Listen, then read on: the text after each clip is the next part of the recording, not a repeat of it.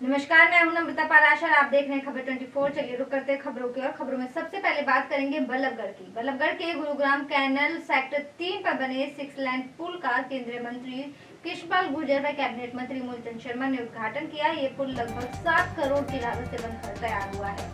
केंद्रीय मंत्री ने पत्रकारों से बातचीत के दौरान कांग्रेस पर तंज कसा और कहा कि कांग्रेस राज में फैजाबाद में पुलिया तक भी नहीं बनी। इस मौके पर सैकड़ों लोग मौजूद रहे। उन्होंने कहा कि फैजाबाद बल्लभगढ़ की जनता को इस पुल का लाभ मिलेगा। केंद्रीय मंत्री कृष्णपाल गुर्जर का बड़ा बयान कांग्रेस को लेकर सामने आया है। उन्होंने कहा कि कांग्रेस राज में पुलिया तक नहीं बनी, मगर बीजेपी सरकार में लगातार पुलों का निर्माण हो रहा है। साथ ही कहा कि यूक्रेन से आए छात्रों की पढ़ाई को भी बाधित नहीं होने दिया जाएगा। और बल्लभगढ़ इन पिछले 7 सालों में हुआ है, उसकी तुलना अगर पिछले 40 साल से करें तो उससे कई गुना ज़्यादा विकास हो। चाहे छोटी समस्या हो चाहे बड़ी समस्या हो, फैजाबाद वासियों की हर समस्या का समाधान किया जाए।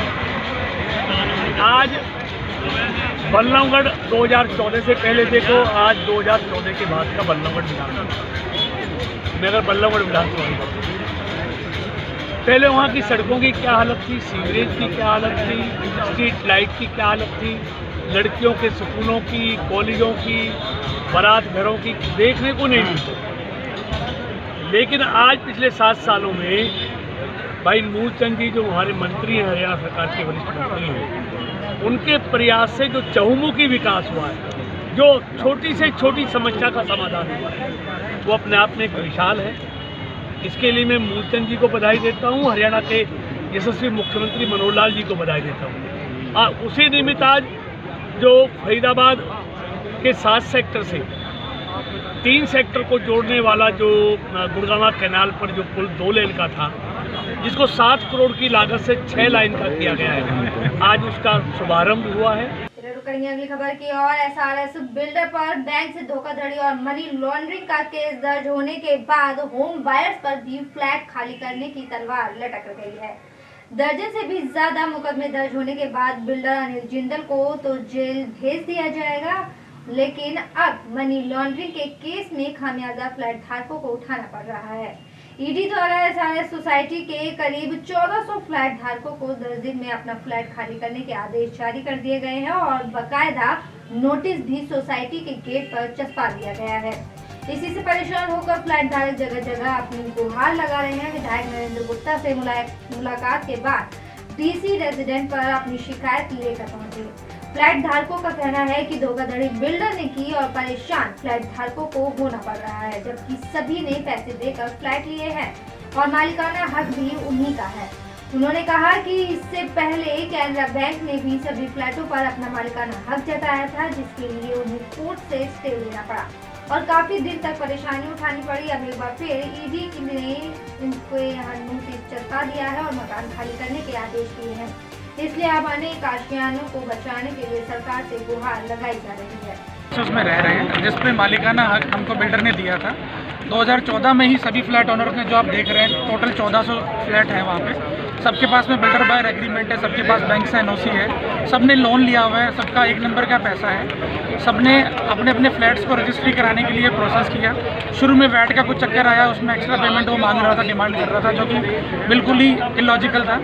उसके बाद हम लोकल अथॉरिटी के पास पहुँचे, डीटीपी के पास पहुँचे, वहाँ से किसी तरीके की सपोर्ट नहीं मिली। उसके कुछ 6 महीने बाद तक बिल्डर ने अपने आप को बैंकरप्ट घोषित कर दिया। दिवालिया घोषित होने के बाद में बिल्डर के घर पे, कभी उसके ऑफिस में, कभी हम ब्यूरोक्रेट्स के घर पे, कभी किसी और दफ्तर पे हम भटकते रहे और हम अपनी सारी पूंजी लगा के। लेकिन जैसे बीच में यहाँ पे बैंकरप्ट हुआ है, जहाँ पे कैनरा बैंक कभी आके हमारे गेट पे बोल के जाते हैं कि हमें ये घर खाली करना है, कभी ईडी आके बोल के जाते हैं कि हमें घर खाली करना है। हमें कोई सोल्यूशन नहीं मिल रहा है। सो हम चाहते हैं कि ये ऊपर तक बात जाए और हमें हमारा घर रजिस्ट्री के साथ मिले। और हम लोग जो इतना मेहनत कर रहे हैं, कभी यहाँ से वहाँ भाग रहे हैं, कभी इस ऑफिस से दूसरे ऑफिस जा रहे हैं, बस इसकी सोल्यूशन हो जाए और हमें अपना घर वापस मिल जाए। क्या उम्मीद करती हैं, क्योंकि अब आप मिलने वाली हैं जिस हिसाब से तो क्या मुलाकात? हमें उसकी पूरी उम्मीद है कि हमें ये इसकी सोल्यूशन देंगे। स्ट्रीट डॉग रॉकी के बाद अब बारी है स्ट्रीट डॉग मोहिनी की, जो कि लंदन जल्द ही जाने वाली है। आमतौर पर देखा जाता है कि भारतीय विदेशों में जाकर वहां से खरीदारी करते हैं और डॉगी जैसे जानवरों को लेकर आते हैं, लेकिन फरीदाबाद में ये दूसरी बार देखने को मिलेगा जब एक विकलांग स्ट्रीट डॉग को लंदन की एजेंसी अडॉप्ट करने जा रही है। ये स्ट्रीट डॉग करीब 1.25 साल पहले ट्रेन एक्सीडेंट में बुरी तरह से जख्मी हो गई थी और लेकिन डॉक्टरों ने न केवल इसकी जान बचाई बल्कि इसे चलने लायक भी बनाया।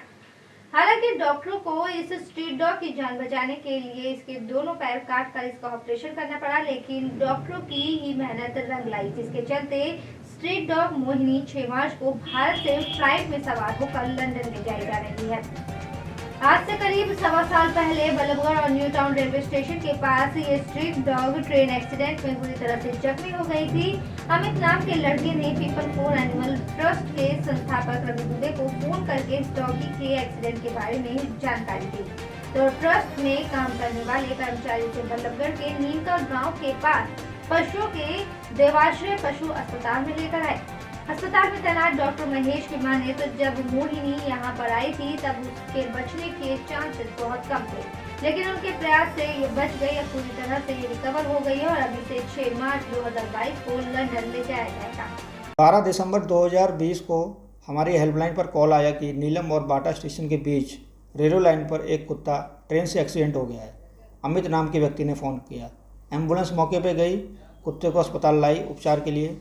डॉक्टर साहब ने देखा कुत्ते की स्थिति बहुत दयनीय है, दोनों पंजे कटे हुए हैं। डॉक्टर साहब ने उस पर काम किया, धीरे धीरे उसको नॉर्मल किया और बाद में उसकी सर्जरी की और 6 महीने मेहनत करने के बाद उसको चलने लायक बनाया। अब वो चलने लायक बनी और हमारी कोशिश और डॉक्टर साहब के प्रयास की वजह से आज वो फॉरएवर होम लंदन के लिए उड़ान भरेगी। कैसे जाते हैं, मतलब कि लंदन की जो NGOs हैं उनको कैसे पता चलता है कि आपके पास इस तरह की डॉगी है? जब हम कोई डॉग को रेस्क्यू करते हैं और ख़ासकर वो हैंडीकैप हो, अपाहिज हो, तो हम बिफ़ोर और आफ्टर की वीडियो बनाते हैं कि जानवर की स्थिति पहले कैसी थी और बाद में क्या हुआ। उसको स्टोरी बनाने के बाद हम अपने नेटवर्क्स में सोशल मीडिया पर शेयर करते हैं कि दिखाते हैं कि जानवर पहले ऐसा था और हमने बचा के इसको ऐसा किया, क्यों ना इसको आप गोद लें। क्या नाम है? डॉक्टर महेश कुमार वर्मा। महेश जी, एक और डॉगी को रेस्क्यू करके आपने उसको इस लायक बनाया है कि अब वह लंदन जा रही है जी। तो थोड़ा सा कहानी बताइए, किस तरह से आपको ये डॉगी मिली और आपने इसको स्वस्थ करने में क्या क्या किया? हमारी NGO ने जब इसको रेस्क्यू किया था उस टाइम ये एक्सीडेंट होके आई थी और इसके पैर से, दोनों पैर से ब्लीडिंग हो रही थी और रिकम्बेंट सिचुएशन में थी। बिल्कुल मुझे ये लग रहा था कि काफ़ी मतलब इसका ब्लीडिंग हो चुका था और उसको हमने सबसे पहले फर्स्ट एड दिया। नेशनल हाईवे पर गांव घामडोज समीप लगने वाले टोल टैक्स को लेकर अब क्षेत्र के लोगों का गुस्सा पूरी तरह से उफान पर है। इसी को लेकर आसपास ग्रामीण क्षेत्र के लोगों ने एक महापंचायत का आयोजन किया। टोल के पास इस महापंचायत का आयोजन किया गया। इस पंचायत में 51 लोगों की एक टीम गठित की गई, जो कि जल्द ही प्रदेश के मुख्यमंत्री व केंद्रीय मंत्री नितिन गडकरी से मिलेगी। पंचायत में फैसला लिया गया कि उनकी मांग पर विचार नहीं किया गया तो क्षेत्र के लोग एक बड़ा आंदोलन चलाएंगे। सोना गुड़गांव के बीच बनने वाले नेशनल हाईवे में गांव घामडोज के समीप टोल बैरियर लगाया गया है, जिसको लेकर अब लोगों ने इसकी खिलाफत करनी शुरू कर दी है। इसी को लेकर गांव घामडोज के समीप बन रहे टोल बैरियर के समीप एक महापंचायत का आयोजन किया गया। क्षेत्र के प्रबुद्ध लोगों ने संबोधित करते हुए कहा कि सोना क्षेत्र में करीब 8 से ज्यादा टोल लगे हुए हैं, जिस कारण क्षेत्र के लोगों को काफी परेशानी होती है। उन्हें किसी भी रोड पर जाने के लिए पहले अपनी जेब ढीली करनी पड़ती है। हालांकि पूरे हरियाणा में मात्र सोना ही ऐसा क्षेत्र है जहां पर करीब 8 अलग अलग स्थानों पर टोल लगाए गए हैं। अब सोना से गुड़गांव बनाए गए नेशनल हाईवे पर भी टोल टैक्स लगाया गया है। इससे किसान को अपने खेतों पर जाने में काफी दिक्कत होती है। इसी समस्या को लेकर इस महापंचायत का आयोजन किया गया। पंचायत में मौजूदा बीजेपी के पूर्व विधायक तेजपाल तंवर ने कहा कि इस समस्या को लेकर वो टीम के साथ प्रदेश के मुख्यमंत्री से मिलेंगे और जल्द ही लोगों को इस समस्या से प्रदेश सरकार निजात दिलाएगी। रुकेंगे अगली खबर की ओर। अपराध जांच शाखा होडल टीम ने 5000 के इनामी हत्या के आरोपी बदमाश को गिरफ्तार करने में सफलता हासिल की है। राजस्थान से अपने गांव की ओर जा रहे हत्यारोपी राजकुमार को पुलिस ने मुखबिर की सूचना पर धर दबोचा। आरोपी को गिरफ्तार कर पुलिस ने अदालत में पेश करने की तैयारी शुरू कर दी है। होडल सीआईए इंचार्ज जंगेश्वर सिंह ने जानकारी देते हुए बताया कि मुखबिर की सूचना पर हत्या के आरोपी को गिरफ्तार किया गया। आरोपी पर 5000 का इनाम था। थाना चांदहट में, और किसी ने पिछले साल 18 मार्च को मर्डर का मुकदमा दर्ज हुआ था, जिसमें केर सिंह नाम के व्यक्ति की हत्या कर दी गई थी। तो रात माननीय एसपी साहब के दिशा निर्देशानुसार नाइट डोमिनेशन की हम चेकिंग कर रहे थे, तो एक हमें मुखबिर ने सूचना दी कि राजकुमार जो आप अपने बच्चों को मिलने आ रहे हैं।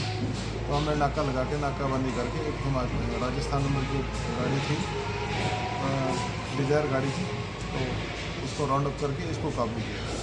सर कितने इनाम है सर, कब घोषित किया गया? अभी माननीय 31/1/22 तारीख 2022 में आईजी रेवाड़ी की तरफ से इसके ऊपर 5000 का इनाम घोषित किया गया था। सर ये कहाँ, मतलब जो इसके और भी साथी है कोई मर्डर? अभी जो 3 या 4 अपराधी थे जो पहले। बात करेंगे होडल की। होडल के पुरानी मंडी स्थित मयंक टेक्सटाइल के कपड़े की दुकान में आग लगने से करोड़ों रुपए का नुकसान हो गया। बता दें कि होडल के पुरानी मंडी के पास मयंक टेक्सटाइल की दुकान में आग लगने के बाद दुकान मालिक ने जानकारी देते हुए बताया कि दुकान में आग लगने की सूचना उन्हें मिली। जब वो वहां पहुंचे तो उन्होंने देखा कि बहुत ही विकराल धुआं निकल रहा था और बहुत ही भयंकर आग लगी हुई थी। उन्होंने तुरंत ही फायर ब्रिगेड को फोन करके बुलाया। जब तक फायर ब्रिगेड की गाड़ी मौके पर पहुंची तब तक करोड़ों रुपए के कपड़ों से अधिक नुकसान हो चुका था। भैया ये बताइए, जो आज आपकी दुकान में आग लगी है तो कितना नुकसान हुआ है और क्या फायर ब्रिगेड की गाड़ी मौके पर पहुंच गई थी? मेरा कम से कम 1 करोड़ से ऊपर का नुकसान हुआ है जी, और फायर ब्रिगेड को फ़ोन किया था, टाइम पे फायर ब्रिगेड आ गई थी। उन्होंने आग बुझाने की कोशिश की है, पर जब तक आग बहुत फैल चुकी थी और ये नुकसान शॉर्ट सर्किट से ज़्यादा। पुलिस भी आई थी क्या? पुलिस भी आई थी जी।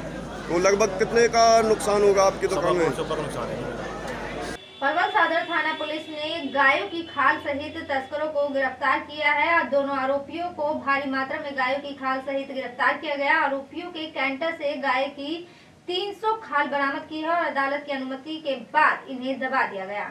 सदर थाना प्रभारी राधेश्याम ने जानकारी देते हुए बताया कि 5 मार्च को सुबह के वक्त टीम सहायक उप निरीक्षक अमित कुमार के नेतृत्व में क्षेत्र में गश्त पर मौजूद थे और उस दौरान गौरक्षक दल के सदस्य हिमांशु निवासी मोहन नगर पलवल व जतिन बालियान निवासी होडल द्वारा सूचना मिली कि एक कैंटर गाँव के खाल से भरकर हापुड़ ले जाया जा रहा है।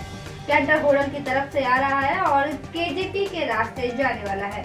सूचना मिलते ही शुगर मिल के पास नाकेबंदी की गई और कुछ देर के बाद एक कैंटर आते दिखाई दिया। कैंटर के चालक को रोकने का इशारा किया गया तो चालक ने कैंटर को पुलिस टीम व गौरक्षक दल के सदस्यों को जान से मारने की नीयत से चढ़ाने का प्रयास किया, लेकिन पुलिस टीम व गौरक्षक दल के सदस्यों ने इधर उधर कूद कर अपनी जान बचाई। पुलिस टीम ने गौरक्षक दल के सदस्यों की मदद से कैंटर का पीछा कर उसे चालक व परिचालक सहित काबू कर लिया। पुलिस ने गौरक्षक दल के सदस्यों की शिकायत पर 5 नामजद आरोपियों के खिलाफ मामला दर्ज कर जांच शुरू कर दी है। आपने एक गाय से की खाल से भरा हुआ ट्रक पकड़ा है, कहाँ से पकड़ा है और कितनी गायों की खाल उसमें मिली है? ये आज हमारे को सूचना मिली थी, गौरक्षक दल की टीम के द्वारा सूचना दी गई थी कि ऐसे गायों की खाल से भरा हुआ ट्रक आने वाला है, जो हमारे थाना की टीम का गठन करके नाकाबंदी करवाई गई। जो इसी दौरान गाय की खाल से भरा हुआ एक आइसर कैंटर जिसका रंग लाल था और राजस्थान नंबर का था, वो आया, जिसको राउंड अप किया। राउंड अप करने पर देखा गया तो उसमें 300 गाय की खाल थी, जिनको कब्जा पुलिस में लिया गया और मौके से 2 आरोपी गिरफ्तार किए गए हैं, जो 19 और साउन नाम के आरोपी हैं, जो कैंटर में चालक और परिचालक बैठकर आ रहे थे। कहाँ से कहाँ ले जा रहे थे? ये मेवात से लेकर के और हापुड़ बेचने के लिए जा रहे थे।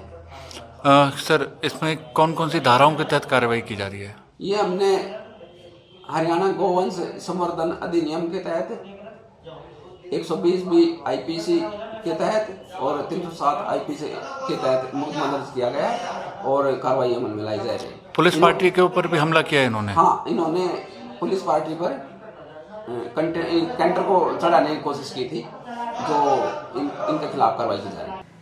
चलिए रुकेंगे अगली खबर की ओर। पलवल के कैलाश नगर में दहेज में कार व नकदी न मिलने पर सोहना से पलवल आई बारात दूल्हे के बिना फेरे कराए वापस चली गई। दुल्हन के पिता की शिकायत पर कैंप थाना पुलिस ने दहेज उत्पीड़न एवं मारपीट के आरोप में दूल्हे और उसके पिता के खिलाफ मामला दर्ज कर कार्यवाही शुरू कर दी है। आपको बता दें कि पलवल कैलाश नगर में दहेज में कार व नकदी न मिलने पर सोहना से पलवल आई बारात दूल्हे के फेरे कराए बिना ही वापस चली गई।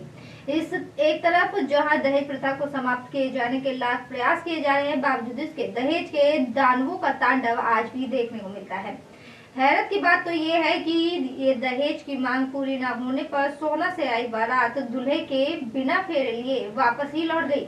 यही नहीं, दहेज में कार व नकदी की मांग पूरी न होने पर वर पक्ष द्वारा वधु पक्ष से मारपीट किए जाने के आरोप भी सामने आए हैं।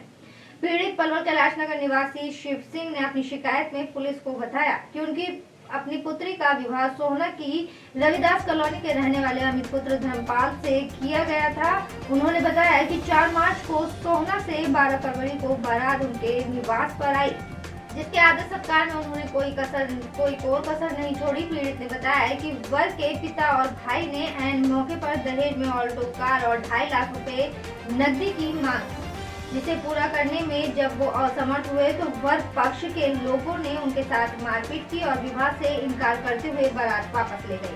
पीड़ित की शिकायत पर कैंप थाना पुलिस ने मामला दर्ज कर लिया है। कैंप थाना प्रभारी सुरेंद्र सिंह ने बताया कि पीड़ित शिव सिंह की शिकायत पर आरोपियों के खिलाफ मामला दर्ज कर लिया है और जल्द ही आरोपियों को पकड़ भी लिया जाएगा। कैलाश नगर पलवल में उनकी लड़की निर्मला की शादी अमित हैं सोहना के रहने वाले, उनके साथ तय हुई थी, जिनमें कल शादी थी 4-3 की रात को। और उनका कोई डिस्प्यूट हो गया। वो कहते हैं कि हमारे से अल्टो कार और 2.5 लाख रुपये मांगे गए हैं। इस बात पर डिस्प्यूट हो गया और उन्होंने फेरे नहीं डाले, बारात को वापस ले गए। उनके साथ अभी हाथापाई भी हुई है।